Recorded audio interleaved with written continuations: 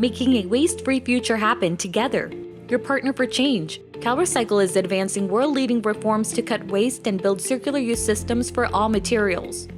Your next chance to shape new rules for industry as California works to simplify recycling for packaging and loose batteries. Plus new funding to boost reuse in California's beverage container recycling program, and program updates from California's paint and carpet stewardship programs.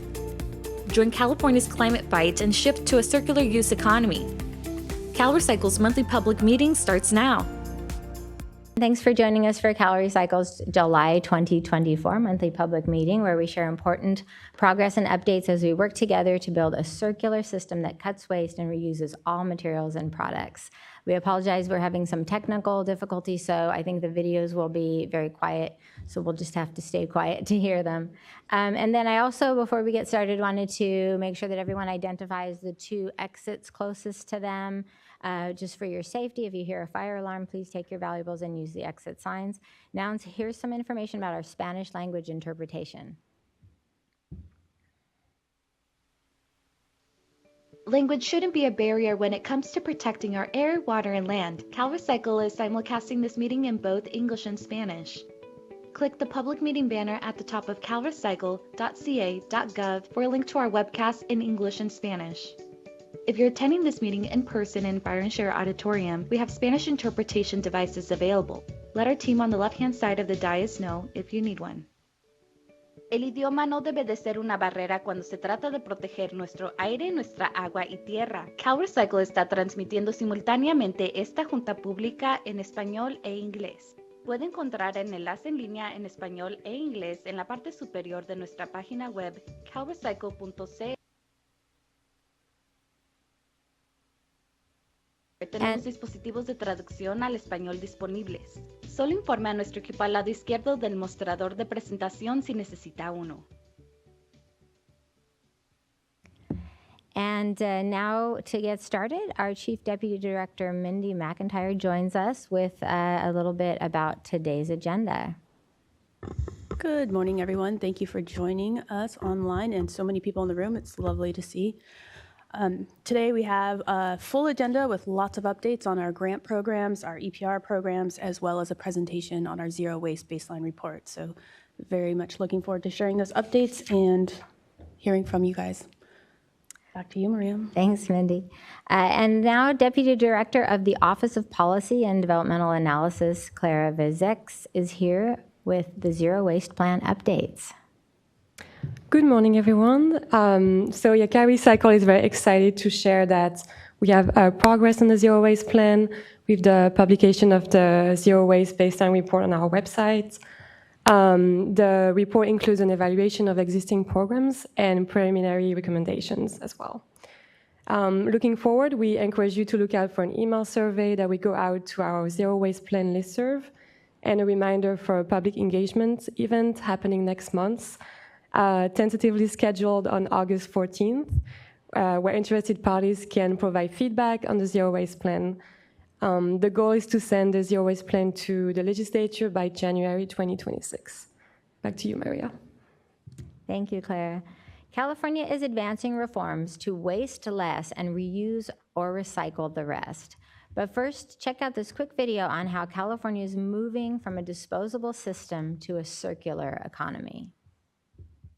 California has a trash problem. Even after recycling billions of products, we still throw out 40 million tons of garbage a year, turning limited materials into pollution that piles up in landfills and in our streets, rivers, and ocean. The solution is to stop treating our waste like trash. As our population grows, we can keep our convenient lives by reusing materials in a circular economy, cutting plastic pollution by having industry use less plastic and recycle the rest. There's about 1.3, 1.4 million pounds of trash in this yard that would have ended up in our landfill. It's going to become products. Adding wine and liquor to the redemption program to reuse more glass. One of the great things about glass is it's 100% infinitely recyclable. Cutting climate pollution from rotting food and yard waste by turning it into green products. What would otherwise go into a landfill, we're able to turn it into beautiful soil that helps regenerate our lands and helps grow food for the community. Nature doesn't make trash. A waste-free California can help heal our planet. So Chief Deputy Director Mindy McIntyre now has some updates on the plastic pollution prevention law implementation progress.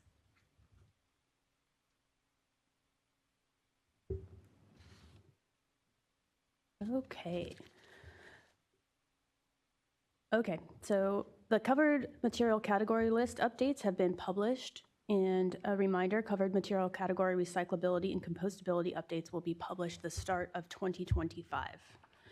And the department is reviewing public comments and considering changes to the proposed regulations right now. We did, as we've mentioned at previous meetings, get so many comments, which we are looking at now. Our team is carefully evaluating, and we are getting those out as soon as we possibly can. Under the California Environmental Quality Act, CalRecycle is also preparing a program environmental impact report. There's a public scoping meeting happening in person here at the Cal EPA headquarters and online on July 22nd from 1 to 3 p.m. And we will be taking comments to identify information to be included in the EIR. The SB 54 Advisory Board meeting will meet this Friday on July 19th as well. Next update is our battery stewardship program. CalRecycle is also working to implement our Responsible Battery Recycling Act of 2022. The law requires producers to establish a stewardship organization to safely collect and recycle loose batteries. We're welcoming written feedback from interested parties on initial rulemaking and fiscal impacts presented at the workshop held on July 11th. You can submit your written comments by sending them to the email on the screen, and the deadline is July 25th. You can find the discussion document, presentation, and other materials posted on the public notice linked in today's agenda. Back to you, Maria. Thank you so much, Mindy. And now we're going to move on to our grant program awards application updates with Program Branch Chief Michelle Martin to give us those details. Good morning, Michelle. Thank you, Maria. Good morning, everybody. The legislature directed $25 million for infrastructure and startup costs to develop a deposit return system for CRV glass containers. Thanks to everyone who submitted comments and feedback on the grant program criteria. As a result of your engagement, we added in a reusable beverage container definition to clear up any confusion between the two definitions of reusables and refillables within our PRC. In addition, we added a link to AB 962, the bottle washer processor emergency regs, to satisfy the cancellation of the CRV requirement. The notice of funds available is expected in August, with applications due in October and awards announced in December. There's a $50 million available for the beverage container quality infrastructure grants. Each project is eligible for up to $10 million to support clean streams of CRV material from drop-off and curbside collection programs. Thanks for your feedback with this program as well. We've updated a few items. The first includes language to identify that the program is focused on sorting of material. In addition, we expanded examples of eligible equipment, including optical sorting units and other machinery connected to sorting of material. We included language that all projects must be located in California. And finally, we reduced the minimum grant award to $1 million. Grant awards now range from $1 million to $10 million. The notice of funds available will be posted in August, with applications due in October and awards in December. An additional $3 million will soon be available to recycle more beverage containers and keep our communities clean. We're planning for the upcoming cycle of the Beverage Container Recycling Competitive Grant Program. These grants range from $75,000 to $275,000. They're available to qualifying tribal entities, local governments, schools, nonprofits, special districts, and joint power authorities. You can learn more about eligible projects linked in today's agenda. We also posted criteria for the next round of the household hazardous waste grants. $1.5 million is available for local HHW collection programs that typically accept hazardous items like chemicals and fluorescent bulbs. Staff proposes using the same eligibility criteria for both construction and smaller project grants, ranging from $500,000 to $1 million. And moving on to our grant award announcements, we're awarding $1.25 million to 14 grant recipients for waste tire cleanup on private property and public roads. We're also announcing farm and ranch cleanup grants. The program has helped clear more than 1,000 illegal dump sites so far, and let's take a look at a cleanup in Yuba County. A peach orchard is flourishing again in the heart of Yuba County after a $154,000 CalRecycle-funded illegal dumping cleanup. I would say there's easily debris out here dumped at least once a month. The piles of trash grew so much in this orchard and neighboring properties in the Central Valley community of Olivehurst that they were visible from Highway 70. Yuba Sutter County Resource Conservation District says it has been able to remove over 100 tons of waste to date. We've had anything from tires, sofas and couches, refrigerators, freezers, washers, dryers, wood scrap. Illegal dumping was slowing down operations at the peach orchard, threatening employee safety and raising concerns about fires and toxic contamination. All of those waterways within the orchards and next to the levee systems, it can contaminate the fish habitat, wildlife habitat, and go into the river and on downstream. Grant-funded gates, signs, and surveillance cameras are now in place to keep illegally dumped trash from spoiling the harvest, giving the land back to farmers to feed Californians.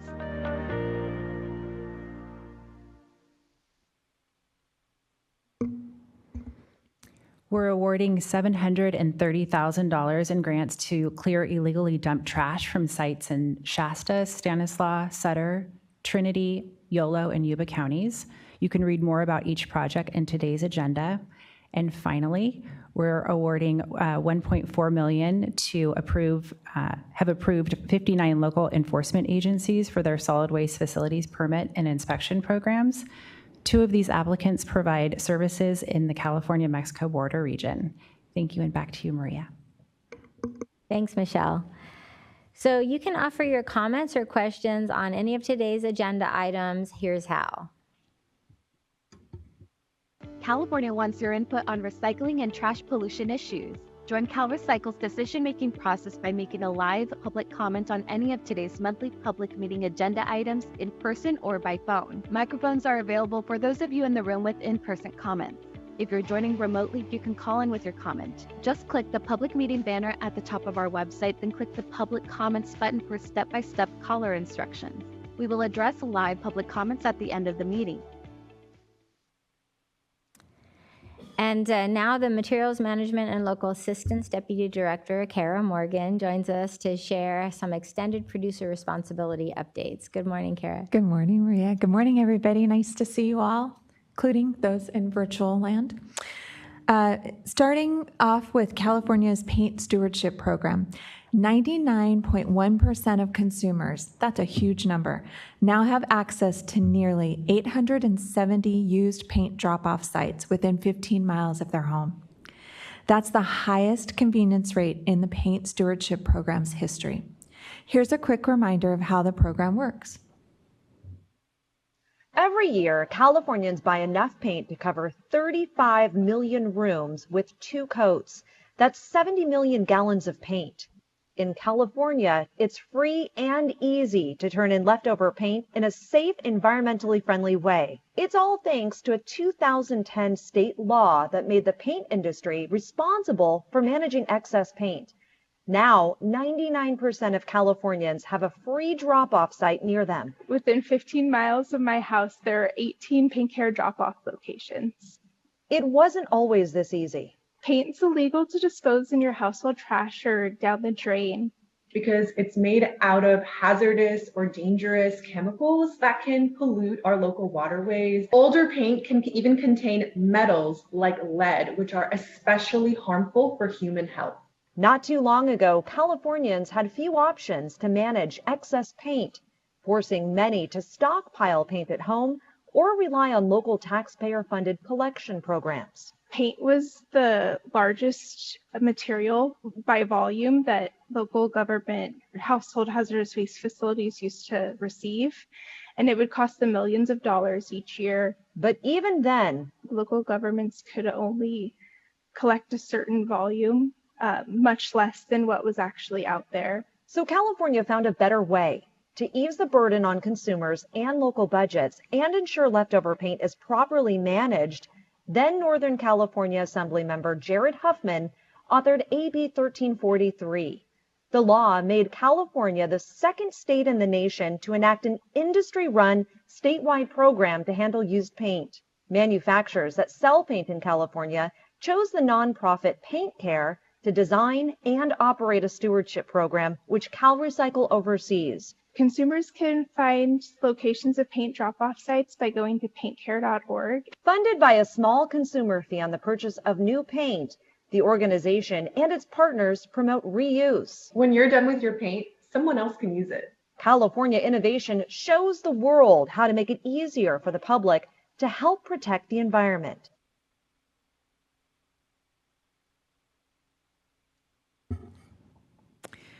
CalRecycle received Paint Care's 2023 annual report and gathered public comments. The report now goes to CalRecycle's director. A compliance, non-compliance, or conditional approval decision will be announced at the public meeting next month. Next, CalRecycle received CARE's revised contingency plan amendment and training guide last month in response to the notice of conditional approval that was signed by CalRecycle's director on April 4th, 2024. The department gathered public comments and now must approve, conditionally approve, or disapprove CARE's revised contingency plan amendment.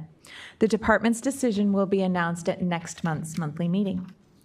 For Paint Care and CARE updates, please subscribe to our new Gov Delivery email list.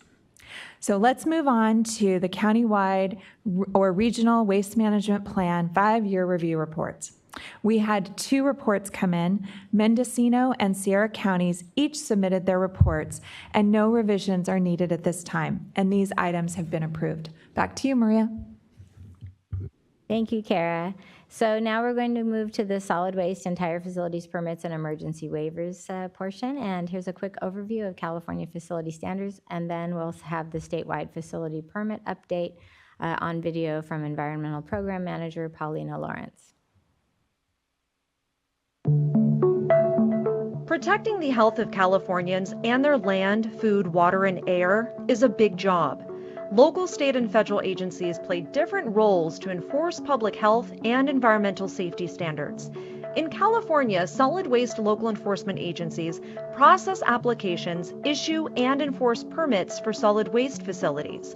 These include landfills, transfer stations, compost facilities, or similar operations. CalRecycle must verify permits are consistent with state requirements. Permits can only address areas within the authority of local enforcement agencies and CalRecycle. Check out the link below for more detailed information. Emergency waivers allow temporary changes to solid waste permit requirements in response to local or state disasters. Local enforcement agencies may approve the waivers, which are good for up to 120 days and may be extended. CalRecycle must review approved waivers and can condition, limit, suspend, or terminate them. Check out the link for more detailed information. For waste tire facilities, CalRecycle processes applications, issues, and enforces waste tire permits. These include requirements to make sure tires are stored and processed in a way that reduces potential threats from fire and disease-carrying vectors like mosquitoes. Check out the link for more detailed information.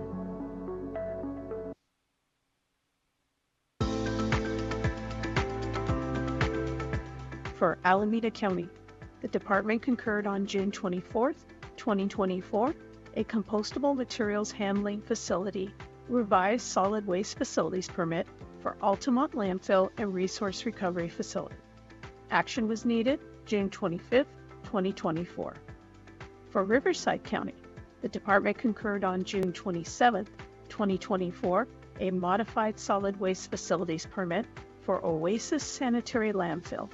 Action was needed July 13, 2024. For Santa Barbara County, the department concurred on June 27, 2024, a revised solid waste facilities permit for Santa Maria Regional Landfill. Action was needed July 15, 2024. Continuing on this month's agenda, for Kern County, US Borax Inc.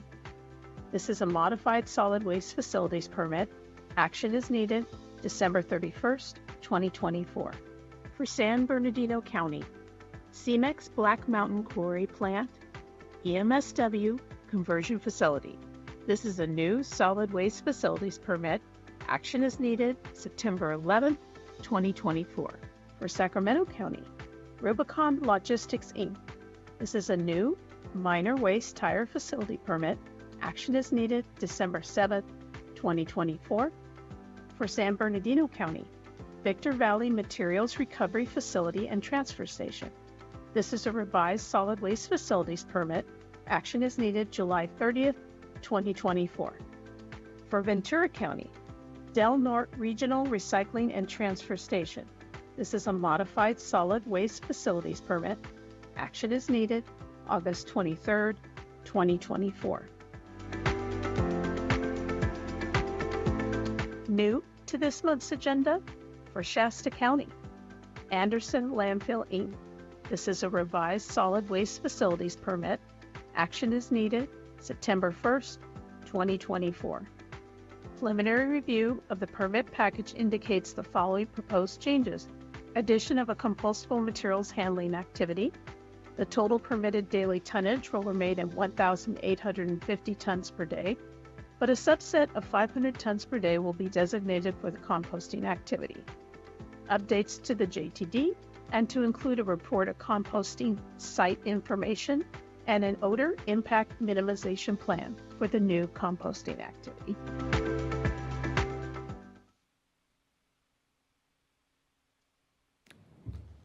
You can find more information on any of today's agenda items. Just go to CalRecycle's homepage and click on the public meeting web banner at the top of the homepage, or if you're not watching this broadcast live, then halfway down the homepage for a link to the agenda and associated public notices.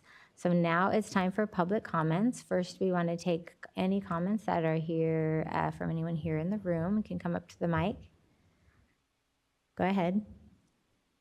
Good morning.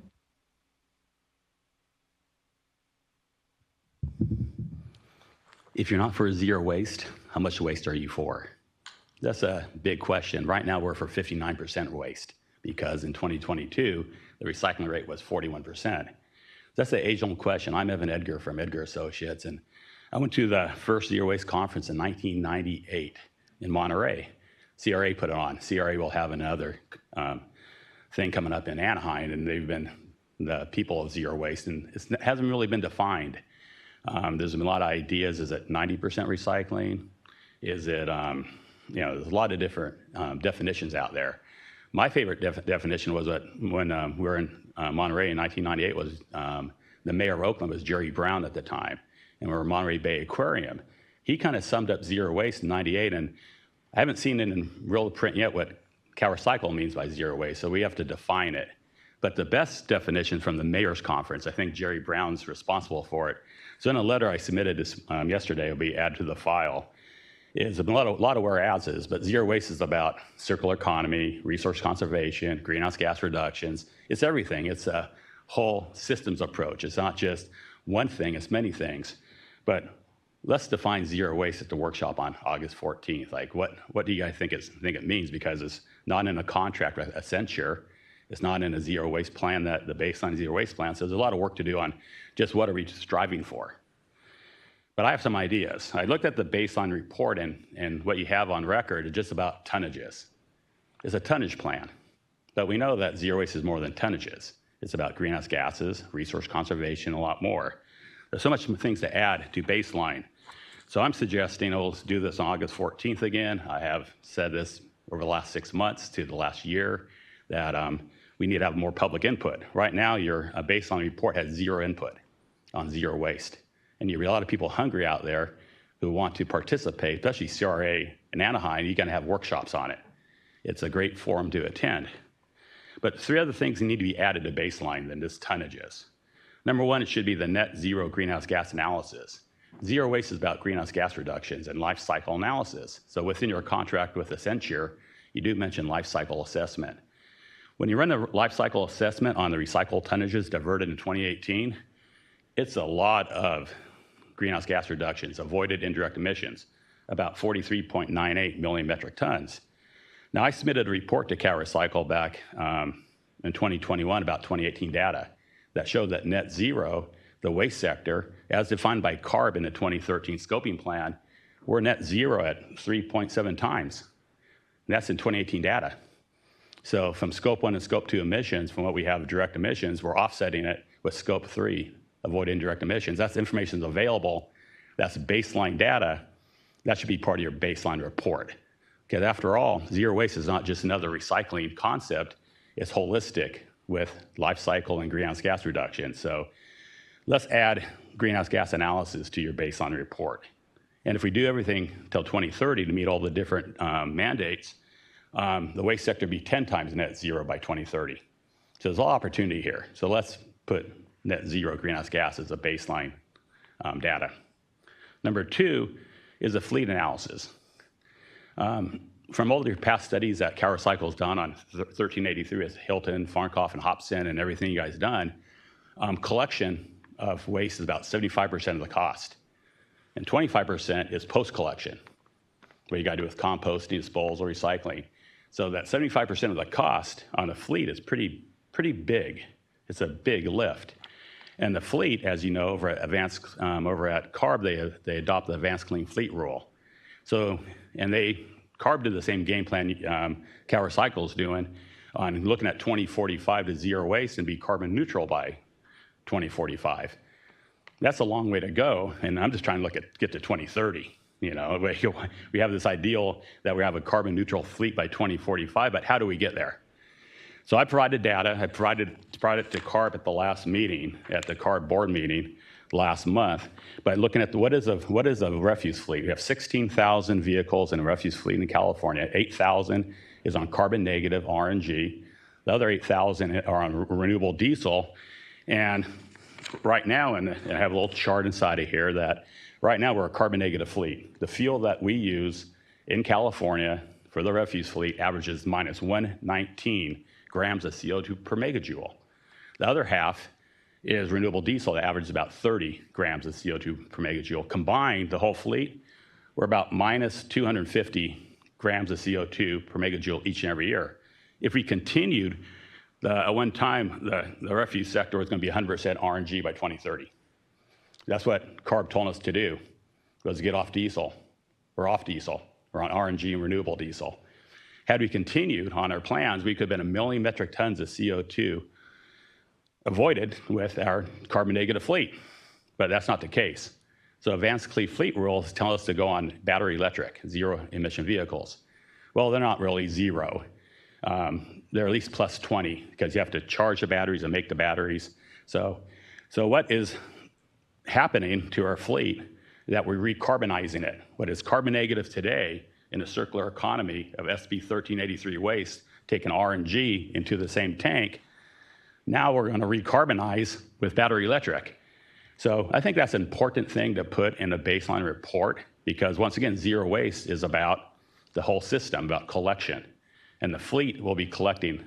And when you have a zero emission fleet, you got 4 tons of batteries.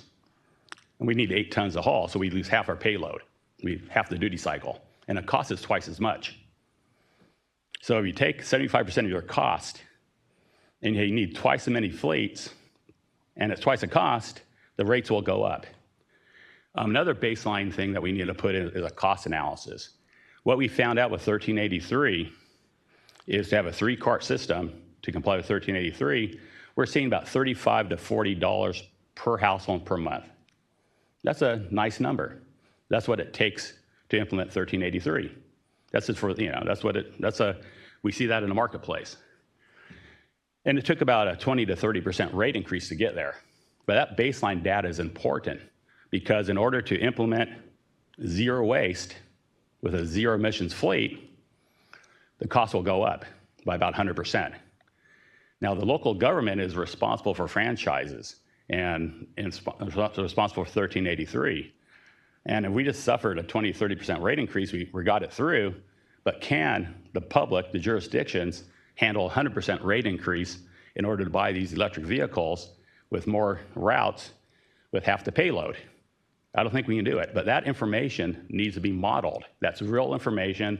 It's part of the zero waste plan. Part of the Cal EPA mantra is carbon neutral, zero emissions, zero waste by 2045. What does it take to get there?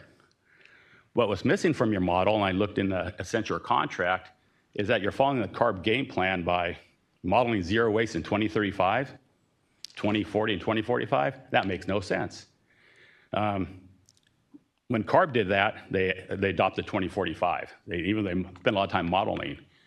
What you should model instead, and I said this 6 months ago, I said that 3 months ago, that you need to model 75%. You have a mandate to 75%. I didn't say that, as well as the Legislative Analyst Office said that too, back a year and a half ago in January. You guys got to model 75%. You have a mandate in front of you today, so you want to skip over today's mandates to have a shiny object with zero waste by 2045. That looks good on paper, to have a zero waste plan on paper, but how do we get there? You have to get to 75% before you get to whatever zero waste is, which is 90%, 95, who knows? So I'm highly suggesting that you look at your contract again to model 75% with our RNG fleet, and you have one set of costs. It won't be that much, it'll be carbon negative, but if you go to zero waste and zero emission vehicles, that's a 100% rate increase. So the household will be paying could be about $100 a month for the luxury of zero emission vehicles and zero waste, when we can do it cost effectively with a true circular economy. What the Advanced Clean Fleet Rule does, it undoes the circular economy. We have the Office of Circular Economy. By taking organics, making fuel back to the truck is all localized. By promoting a zero emission vehicle, we're digging up the Congo, digging up South America and Canada with blood batteries that China makes, and then we take them to California, we use them, we bury them. That's called a global linear economy. So since it's the Office of Circular Economy and you're doing a zero waste plan, you think you want to model stuff like that. So those are my comments. It's nothing new that you haven't heard before, but it's not translating into the contract with Accenture and what you guys are modeling or what the Legislative Analyst Office wants to see. Let's fulfill current mandates before I have a shiny object in the future, and let's define zero waste. What is it? I look forward to August 14th. Thank you. Thank you, Bevan. We look forward to August 14th as well. And the Zero Waste Baseline Report is just that, just a baseline. The plan itself is being developed, and that's where we can have a lot more of these conversations. So look forward to the discussion on August 14th. Did you want to add anything? Oh, yeah, no. Thank you again, Evan, for your comments. I think those are very good feedback, and really appreciate your engagement on this. Also encourage every stakeholder who wants to engage to reach out to us and be there on August 14th, assuming this will be confirmed. But those are good questions, good food for thoughts for sure, as we, like Mindy said, develop the plan. So again, thank you for that. Thanks.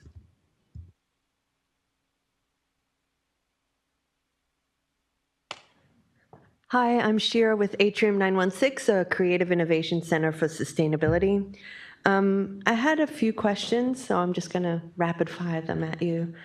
Why isn't Home Depot part of the paint care program? It's one of a location that sells a lot of paint, yet they do not want to collect the paint. So just side question. The event that is happening July 22nd, the environmental report, can you explain what that is, what the goal of that meeting, that report is? And then third, the Atrium, we've launched a kind of a special project called CalRecycle-California.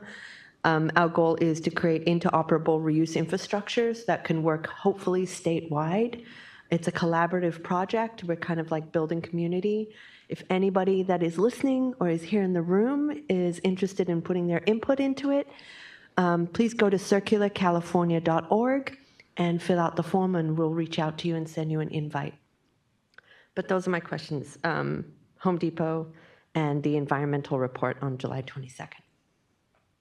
I have no idea about Home Depot. So if I could get your info after, and maybe we can, Clark, do you have anything you want to add? Because I think it's a good point.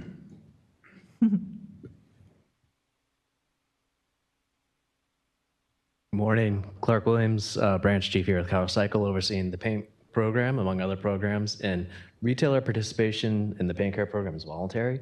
And so there have been a number of efforts to bring on large big box stores. Some of those are more successful than others, but it's an area that continues to be a point of emphasis for the paint care team, trying to bring those on. So I'd be happy to exchange contact information and see if you may be able to be of assistance in getting the participation. Yeah, I like that, Clark. So I think that would be great, and we can follow up with Paint Care. And I think there's some more opportunities with Home Depot as well that we haven't really explored. So thank you. Thanks, Clark. And you asked about the meeting on July 22nd. That's the scoping meeting under CEQA, the California Environmental Quality Act, for the SB 54 program. So we'll have comments there and give a presentation. So we'll get comments on the impacts that we're assessing.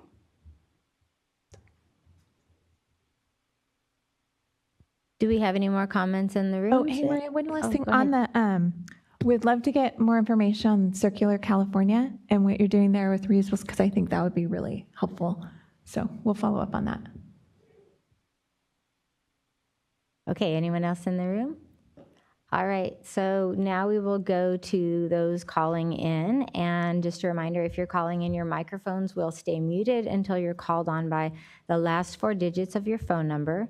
Once you're called on, please mute your computer sound before you start speaking, or we'll get an echo. Jessica, do we still have some callers?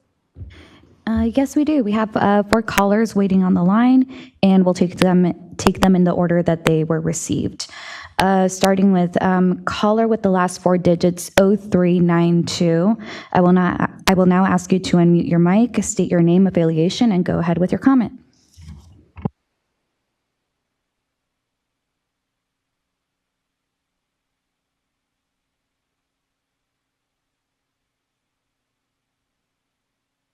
Hello, thank you. My name is Susan Collins. I am the president of the Container Recycling Institute, and I'm calling in again today for maybe the 3rd or 4th time this year to bring up the issue of the $300 million error in the governor's budget that was released in January of 2024, the beverage container portion, that is. The information is incorrect. That information in the governor's budget was produced by the Department of Finance, and it is different from the information that was produced by CalRecycle's own accounting team. And I know this because I have requested and received from CalRecycle the financial reports that CalRecycle delivers to both the Department of Finance and the State Controller's Office. And those official documents are signed under penalty of perjury by CalRecycle's accounting team and by CalRecycle's executive staff. So we know the correct errors, we know the correct number for the fund balance. The correct number for the fund balance has further been clarified and acknowledged by the Department of Finance and by CalRecycle. Both departments acknowledge that the information that's in the governor's budget is incorrect, and that the correct fund balance is $300 million more than what appears in the governor's budget. And yet neither CalRecycle nor the Department of Finance have taken measures to correct the error. Department of Finance is supposed to produce a revised budget, and they release it every year in May. This year they didn't, and so the incorrect numbers are still sitting on the e-budget section of the governor's budget on the website. So the revised document was never released. The erroneous budget numbers are still the only figures available to the public. To my knowledge, CalRecycle also has no information that is publicly available that contains accurate financial information about the Beverage Container Fund, despite the fact that CalRecycle is required by law to produce semi-annual financial reports on the status of the Beverage Container Fund. But no such reports have been released in the last 2 years. So once again, I'm asking CalRecycle, when will CalRecycle fulfill this requirement of the law and release another semi-annual report so that the true financial information is available to the public. Thank you. Thank you very much for calling in. And as before, the fund in the budget was not reflective of reconciliation. So that happened after the budget was produced, and there is a little asterisk in the budget that you can see there. CalRecycle and the Department of Finance have worked very hard to reconcile that fund. It is a very large fund, but the numbers are updated. We are on the same page, and that information will be in the semi-annual report, which is in progress now. So hope to have that out to the public very soon. Thank you for your comments. Thank you.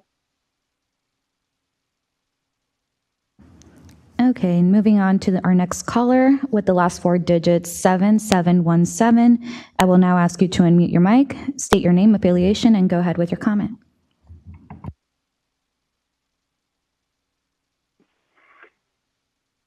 Hey, this is John Davis. Excuse me. I'm the administrator for the Mojave Desert and Mountain Recycling Joint Powers Authority in San Bernardino County. I'm also an advisor to the California Resource Recovery Association Board, and have been a board member or advisor for almost 20 years. I'm also this year on the program committee for the conference. Evan Edgar mentioned the conference in the context of the Zero Waste Plan, and I just wanted to follow up and offer my assistance if I know there have been some attempts to pull this topic further into the conference. We've got one session devoted to the Zero Waste Plan. It's billed as a listening session, and we hope that someone will be there to listen, either from Accenture or CalRecycle or both. We've also talked about including this on our Sunday afternoon policy roundtable, which is a great opportunity to explore some of the topics. But I noticed on Clara's presentation that the public engagement process is to start this summer. I think last year CRA's conference attendees were close to 1,000, if not over 1,000 people in person and virtually. There's just no other opportunity like CRRA for you to directly engage around these topics. So I want to offer my assistance. I know there are problems with travel budgets, but I'm pretty confident that this topic is so important to our members. Founders of CRA were instrumental in developing the notion of zero waste. Evan mentioned the Monterey conference, but it's just a constant at CRRA. So please consider trying to engage with us directly. There are a lot of opportunities at the conference, and I'm willing to help any way I can to make that happen. So thank you. Thank you for those comments. And I know Director Heller is planning to be at the conference, and I know a number of our staff are also planning to be there, but we can definitely discuss how to make sure that CalRecycle is there, because we absolutely do want feedback and engagement on the Zero Waste Plan and intend to do that with the CRRA members, as well as at the workshops that we're putting together now. So look forward to those conversations.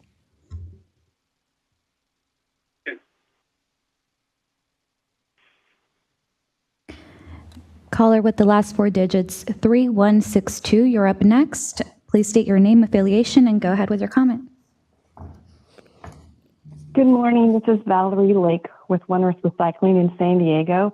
And I wanted to ask if you could please give an update on the timing for the decisions on the beverage and can recycling innovation grants.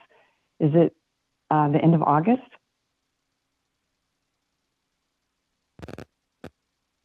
Yes, end of August. Thank you. Okay, and our last caller with the last four digits, 5478. You're next.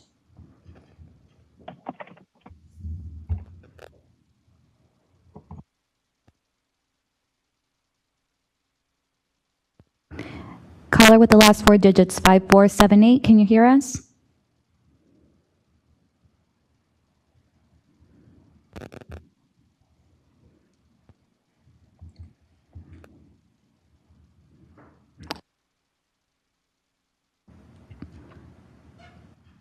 If there's another caller on the line, can you unmute your side of the call and you can speak? Hello? Can you hear me now? Yes. Go ahead. Okay, sorry about that. Hi, my name is Cher. I am with Cycly. We are also working on an interoperable reuse collection system for all types of different packaging, consumer packaging. I wanted to ask in about the reusable beverage grant. We put in a comment, but I'm not sure if it was received, but we asked two key questions. The first one is, we know that the funding for the reusable beverage container grant was from AB 179, and then after looking at that, we saw that the statement from them was that it was to fund the infrastructure for deposit return system for reusable containers. But then we noticed that the reusable grant was focused on glass containers or glass beverages specifically. So that was our first question of, is there a reason that CalRecycle decided to focus specifically on glass? Because in the reuse ecosystem overall, we have seen a lot more innovation in, yes, glass in the aspect of returning and reusing and redistributing glass, but also in lots of other materials. We've seen now a lot more with plastic, which isn't necessarily great, but that is where the industry has been starting, as well as other types of materials. So was wondering if there was a reason that the reusable infrastructure for this glass, for these containers, is specifically only for glass. The second question that we had is, we were wondering if for the infrastructure that CalRecycle was thinking about for this program, if it was specifically only for bottle washing, because there was a lot of comments in terms of permitting and needing washing permits or these types of permits. We know that in the reuse ecosystem, there's going to be a lot more infrastructure needed besides just washing. Just this aspect of collection and redistribution of these returnable, reusable containers will be a big part of getting consumers to adopt and use reusable beverage containers. So we were wondering if that would also be a portion of what CalRecycle would consider for the infrastructure of the reusable container grant. Thank you. Hi, Amy Cameron, Deputy Director of the Beverage Container Recycling Program, and have been working very closely with the grants team to work on this criteria. So thank you so much for your comments. And the idea is that the reusable space has to meet with the public resource code that's mentioned in AB 179. And I apologize because I do not have that off the top of my head, but it is for reusable, and reusable was specifically defined in AB 962 as a glass beverage container. And so then the department went through an emergency regulation process to define reusable glass beverage containers. And so that's really where the focus of the infrastructure is right now. And in question to how the grant can be used, our idea would be for it to be kind of an all-encompassing program and not to, there are some limits, of course, about how one could spend the money. But the idea is to sort of put together an entire package of a circular economy to be able to have beverage containers used in California and then washed and then, importantly, reused in California. So that's really the focus of the grant, is to put together a system in place that could be then used as a model for other parts of California. So we did work on reviewing all comments and suggestions, and where we could and where appropriate, we did modify the criteria. So thank you so much for calling. Thank you. Sorry, one more question then. Is the updated rubric, is that already up on CalRecycle, or will we see that up soon? Yes, the updated criteria and scoring rubric is available.